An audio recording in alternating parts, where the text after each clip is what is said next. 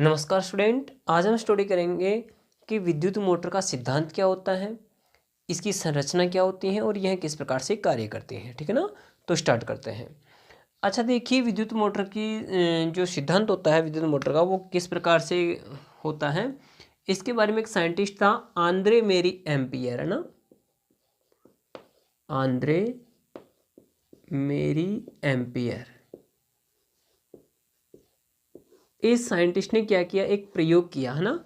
और प्रयोग करके बताया कि मतलब एक जो मोटर बनती है वो किस प्रकार से हम बना सकते हैं और किस प्रकार से वो कार्य करेगी। तो देखिए इसने क्या प्रयोग किया। इसने प्रयोग किया कि एक मतलब इस प्रकार का वायर लिया, ठीक है ना। ठीक है, ये वही इलेक्ट्रिक वायर है जिसमें से मतलब करंट जा रहा है ना। तो इसको इस प्रकार से इसने तार से, ये भी खुद भी तार, ये वायर है ना। इसको फिर इसने इस प्रकार से लटकाया। देखिए इस प्रकार से कोई लटकाने का स्टैंड है ना, जिस पे इसने मान लीजिए इस प्रकार से लटका दिया, इस स्टैंड पे लटका दिया। और फिर इसको किससे जोड़ दिया इसने, बैटरी से। यहाँ पे बैटरी है, यहाँ पे बैटरी से इसने जोड़ दिया, इस प्रकार से बैटरी से जोड़ दिया। ठीक है। अब देखिए जैसे इसने बैटरी से जोड़ा, इसमें करंट जाएगा और करंट जाने पे क्या हो गया, आप जानते ही हो, इसके चारों तरफ क्या बन जाएगा, चुंबकीय क्षेत्र बन जाएगा। ठीक है ना, जिसको हम विद्युत धारा का चुंबकीय प्रभाव कहते हैं। लेकिन इसने इस प्रयोग में क्या किया, यहाँ पे एक दूसरा चुंबक भी रखा। यहाँ पे क्या किया इसने, एक दूसरा चुंबक रखा इस प्रकार का। अब देखिए क्या होता है, इस प्रकार के चुंबक रखने से क्या होता है कि ये एक खुद चुंबक है ना, जिसके दो ध्रुव होते हैं, इधर नॉर्थ और एक तरफ साउथ, है ना। तो इस चुंबक के कारण इस विद्युत धारावाही चालक तार पे क्या होगा, एक बल लगेगा, एक फोर्स लगेगा। और उस फोर्स लगने के कारण क्या होगा, ये घूम जाएगा। या तो ऐसे घूमेगा, है ना, या फिर ऐसे घूमेगा, या तो ऐसे घूमेगा या ऐसे घूमेगा। तो कहने का मतलब, जब आप किसी विद्युत धारावाही चालक तार को चुंबकीय क्षेत्र में रखते हो तो उस पर एक बल लगेगा और उस बल के कारण ये घूमेगा। तो हम ऐसे कह सकते हैं कि चुंबकीय क्षेत्र में, चुंबकीय क्षेत्र में विद्युत धारावाही चालक तार, विद्युत धारावाही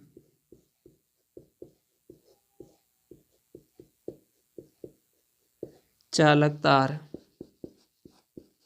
पर क्या लगता है, बल लगता है। और इस बल के कारण क्या होगा, बल के कारण बल लगेगा और बल के कारण इसमें गति होगी। क्या होगी इसमें, गति। गति का मतलब ये हिलने लग जाएगा। ठीक है ना। कौन हिलने लग जाएगा, ये तार इस प्रकार से हिलने लग जाएगा। ठीक है ना, या तो ऐसे हिलेगा या फिर ऐसे हिलेगा। अब देखिए, यदि जैसे मान लीजिए इधर से करंट जा रहा है तो ये तार मान लीजिए ऐसे हिल रहा है, क्योंकि यहाँ चुंबकीय क्षेत्र है, तो ये भी एक चुंबक और इसके अंदर भी चुंबकीय क्षेत्र बन रहा है, तो दो चुंबक हो गए। जब आप दो चुंबक को पास में लाओगे, ठीक है ना, तो ये दो चुंबक हो गए ना, ये चुंबक बन गया और ये चुंबक और है पहले से। तो इसमें एक दिशा के अंदर ये घूम जाएगा क्योंकि बल लगेगा।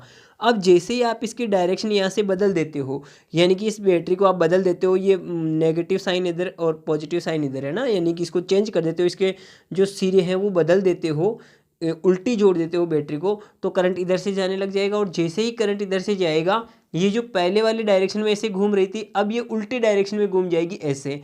यानी कि मान लो पहले ऐसे घूम रही थी ना, तो अब ऐसे घूमेगी ना, तो इसकी दिशा बदल जाएगी। यानी कि हम कह सकते हैं कि बैटरी की, यानी कि धारा की दिशा बदलने पर, धारा की दिशा बदलने पर बल की दिशा, बल की दिशा को बोल सकते हैं हम गति की दिशा। ठीक है ना, बल की, बल का, क्योंकि बल के कारण ही क्या होगी, गति होगी। ठीक है ना, तो बल की दिशा कहें या गति की दिशा बदल जाती है। ये क्या है, विद्युत मोटर का सिद्धांत है। विद्युत मोटर जो जिस सिद्धांत पर आधारित है वो यही सिद्धांत है कि जब आप चुंबकीय क्षेत्र में किसी धारावाही चालक तार को रखोगे तो उस पर क्या लगेगा, एक बल लगेगा, ठीक है ना। उस बल के कारण क्या होगा, वो घूमने लग जाएगा। अब देखिए इसके अंदर जो बल लगेगा, अभी हमने कहा कि बैटरी की दिशा बैटरी को अगर चेंज कर दोगे आप तो इसकी दिशा भी चेंज हो जाएगी। तो इसकी दिशा कैसे ज्ञात करेंगे, इस बल की जो दिशा होगी, वो बल की दिशा ज्ञात करने का जो सूत्र है वो क्या है, तो बल की दिशा ज्ञात करने के लिए, है ना, ज्ञात करने के लिए एक दूसरा साइंटिस्ट था, फ्लेमिंग। उस फ्लेमिंग का वाम हस्त नियम, फ्लेमिंग का वाम हस्त नियम दिया उसने। अब देखिए फ्लेमिंग का वाम हस्त नियम क्या है, इसने ऐसे कहा कि आप अपने बाएं हाथ की जो अंगुलियां हैं तीन, एक तो अंगूठा, एक ये तर्जनी अंगुली और एक ये मध्यमा अंगुली, इसको इस प्रकार से पकड़िए कि ये तीनों क्या हो, एकदम प्रिपेंडिकुलर हो। कहने का मतलब एक दूसरे के लंबवत हो। लंबवत होने का मतलब इनके बीच में क्या बनना चाहिए, 90 डिग्री का एंगल बनना चाहिए, 90 डिग्री का कोण बनना चाहिए, एकदम आमने सामने होनी चाहिए इस प्रकार से ना, ऐसे होनी चाहिए। मतलब इनके बीच में क्या होना चाहिए, 90 डिग्री का कोण बनना चाहिए। इसके बीच में देखो 90 डिग्री का कोण बन रहा है। तो कहने का मतलब फिर ये क्या करेगी, देखो ये तो क्या बताएगी, धारा की दिशा, ठीक है ना, यानी कि जिस दिशा में करंट जा रहा है उसकी दिशा बताएगी। ये वाली अंगुली तो है ना मध्यम अंगुली, ये बताएगी फील्ड की दिशा, यानी कि चुंबकीय क्षेत्र की दिशा बताएगी।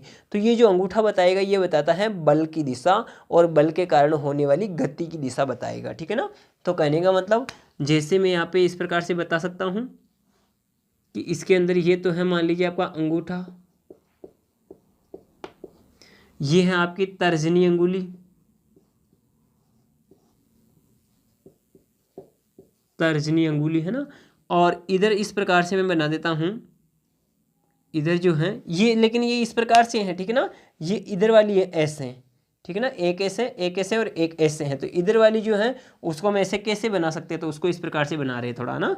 ये है अपनी आपकी मध्यमा अंगुली, मध्यमा अंगुली। अब देखिए अब इसमें क्या है, ये जो मध्यमा अंगुली है ये तो क्या बताएगी, धारा, यानी कि धारा की दिशा बताएगी, धारा की दिशा ना, कि भाई धारा किस दिशा से जा रही है।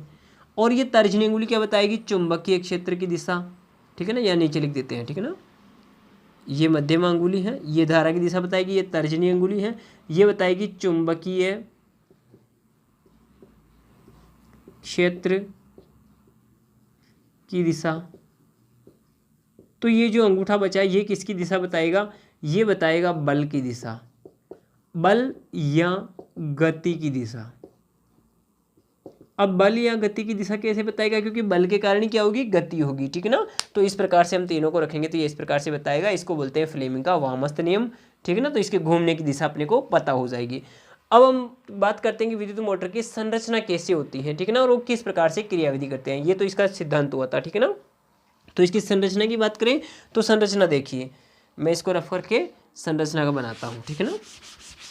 तो देखिए इसमें संरचना में क्या होगा, विद्युत मोटर के अंदर यदि आपने विद्युत मोटर को खोल करके देखिए इलेक्ट्रिक मोटर को, तो उसमें क्या होता है, एक तो चुंबक लगा रहता है, ठीक है ना, और चुंबक के बीच में एक इस प्रकार की मतलब वायर की बनी एक कुंडली होती है, ठीक है ना। देखो इधर इसको मिटा देते हैं, यह साइंटिस्ट था ना जिसने इसके बारे में सिद्धांत के बारे में बताया था। अब विद्युत मोटर देखिए कैसी होती है, यानी कि ऐसे दो चुंबक होते हैं, एक तो ये चुंबक और एक ये चुंबक, इस प्रकार के दो बड़े बड़े चुंबक होते हैं। ये इसका उत्तरी ध्रुव और ये इसका दक्षिणी ध्रुव, ठीक है ना, दो चुंबक हो गए। इनके बीच में क्या होता है, वायर की बनी हुई इस प्रकार की एक कुंडली होती है। इसको थोड़ा इधर बनाते हैं, वायर की बनी हुई इस प्रकार की क्या होती है, कुंडली होती है, इस प्रकार की एक कुंडली होती है, ठीक है ना। ये वायर की बनी हुई है, यानी कि तार की बनी हुई है, और इस तार में क्या जाएगा, करंट जाएगा, ठीक है। अब देखिए इसको क्या जोड़ देते हैं, यहाँ पे इस प्रकार की दो रिंग होती हैं, आधी आधी रिंग, इस प्रकार की दो आधी आधी रिंग होती हैं, उनसे जोड़ देते हैं।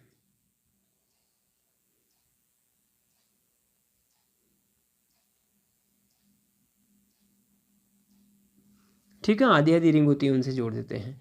अब उनसे डायरेक्टली नहीं जोड़ते हैं, इसके साथ में यहाँ पे क्या करेंगे, एक ब्रुश जोड़ेंगे, ठीक है ना। यहाँ पर क्या जोड़ते हैं, एक ब्रुश जोड़ते हैं, ठीक है ना। तो कुछ इस प्रकार से यहाँ पर एक ब्रुश जोड़ेंगे, ये ब्रुश है, 2 ब्रुश है ना, और फिर इन ब्रुश से जोड़ते हैं ये।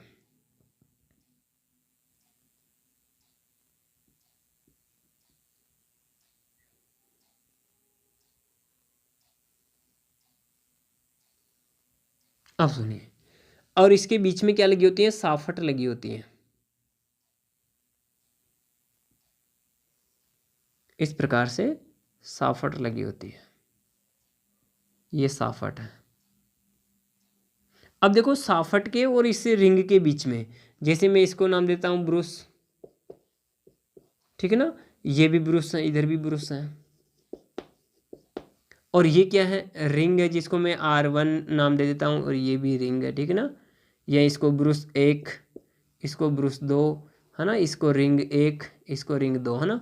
अब सुनो, ये रिंग आधी आधी रिंग होती है, और ये बीच में क्या है, एक्सिस यानी कि साफट है, ठीक है ना, साफट, इसको एक्सल कहते हैं, ठीक है ना। अब देखिए, ये जो तार जा रहा है ना, वायर है ये, इसको नाम दे देते हैं ए, यहाँ पे बी, सी और डी। ये क्या है, तार की बनी हुई एक कुंडली है, ABCD क्या है, तार की बनी हुई एक कुंडली है, और जिसमें हम क्या कर रहे हैं, बाहर से करंट भेज रहे हैं इधर से, ये इधर से मान लीजिए हमने जोड़ रखा है इसको बैटरी से, या अपने जो लाइट आ रही है उससे। तो इस प्रकार से ये क्या है, इसमें क्या जा रहा है, करंट जा रहा है इधर से, प्लस माइनस, ठीक है ना, इधर से करंट जा रहा है और ऐसे जा रहा है इस तार के अंदर, ऐसे ऐसे जा रहा है और इधर से वापस आ रहा है इस प्रकार से। तो देखिए, जब इसके अंदर करंट जा रहा होता है तो क्या होता है, देखो सुनो, अभी हमने देखा कि चुंबकीय क्षेत्र के बीच में जब कोई धारावाही चालक तार रखते हैं तो इस पे बल लगेगा और बल के कारण ये घूमने लगेगा। अब देखो, जैसे इसके अंदर ऐसे जा रही थी करंट, ठीक है ना, तो अब जैसे ही इसके अंदर करंट गया, इसकी वजह से इसके ऊपर फोर्स लगा, यानी कि बल लगा, बल लगने के कारण क्या हुआ, ये ऐसे घूमेगा, बल इस पे, इस सिरे पे बल लगा तो ये क्या होगा, ऐसे नीचे की ओर झुकेगा, ऐसे घूम जाएगा। अब ऐसे घूमने के बाद में क्या होगा, फिर इधर वाला क्या करेगा, इधर वाला इसके ऊपर यहाँ पे फोर्स लगाएगा तो ये इसको धक्का देगा और ये ऐसे हो जाएगा। फिर ये वाला क्या करेगा, इधर वापस से इसको धक्का देगा और ये ऐसे हो जाएगा। और कहने का मतलब ये पूरी इस प्रकार से घूमने लग जाएगी, ठीक है ना। तो इसका घूमने का रीज़न क्या हुआ, इसका घूमने का रीज़न देखो, ये क्यों घूमती है, इसके 2 कारण हैं। देखो, एक तो यहाँ से चुंबकीय क्षेत्र रेखाएं निकल रही हैं, इस प्रकार से चुंबकीय बल रेखाएं निकल रही हैं।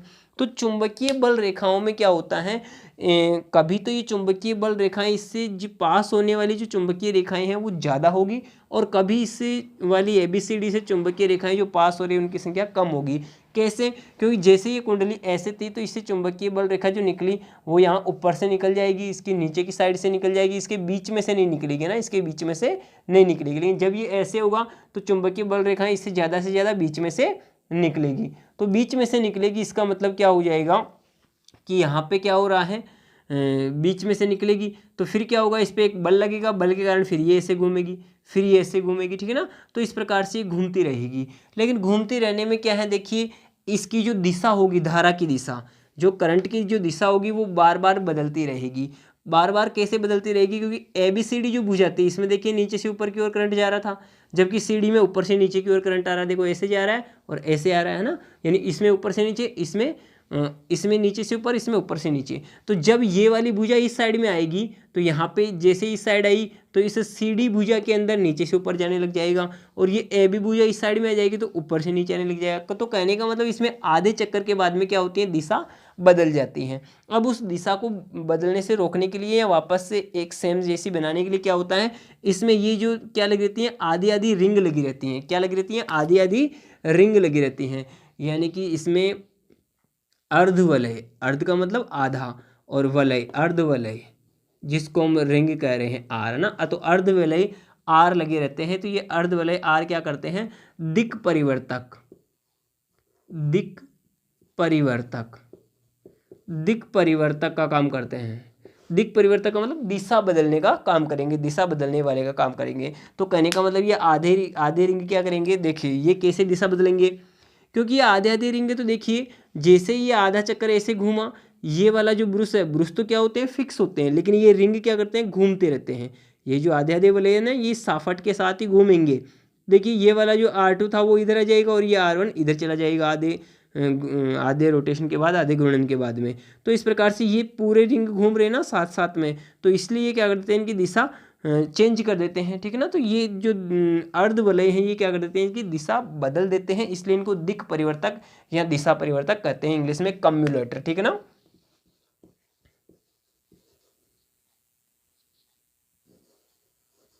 कम्युलेटर कहते हैं, कम्युलेटर का मतलब दिशा परिवर्तक होता है। तो इस प्रकार से इसके अंदर क्या होता है, ये साफट घूमने लग जाएगी, और साफट घूमने लग जाएगी तो क्या होता है, देखिए अब ये इलेक्ट्रिक मोटर कंप्लीट बन गई। अब यहाँ पे आप कुछ भी चला सकते हो, जैसे कि सभी जो विद्युत मोटर के उपकरण होते हैं, जैसे पंखा, पंखा के अंदर भी क्या होती हैं, विद्युत मोटर लगी होती हैं। तो अब देखिए यहाँ पे आप पंखुड़ियाँ लगा सकते हो इस प्रकार से पंखे की, ठीक है ना। इस साफट के साथ में क्या जोड़ दिए, पंखे की पंखुड़ियाँ जोड़ दीजिए। अब ये पंखा चलने लग जाएगा, ठीक है ना। अब कैसे चल रहा है, क्योंकि जैसे ही इसके अंदर बिजली जाएगी, बिजली जाते ही ये घूमने लग जाएगी। क्यों घूमने लग जाएगी, क्योंकि इसके अंदर चुंबकीय क्षेत्र है, चुंबकीय क्षेत्र के कारण इसमें चुंबकीय बल लगेगा, चुंबकीय बल के कारण ये घूमने लग जाएगी, और जब तक घूमती रहेगी जब तक इसमें करंट जाता रहेगा। जैसे आपने स्विच ऑफ किया, मान लीजिए यहाँ पे स्विच लगा दो, ठीक है ना, और जैसे ही आपने यहाँ से स्विच ऑफ किया, इसमें करंट जाना बंद हो जाएगा, करंट जाना बंद हो जाएगा तो इसमें फोर्स लगना भी बंद हो जाएगा और ये रुक जाएगा। तो इस प्रकार से ये काम करता है। ओके, तो ये समझा आज हमने कि विद्युत मोटर किस प्रकार से कार्य करती हैं, ठीक है ना। Okay, thank you.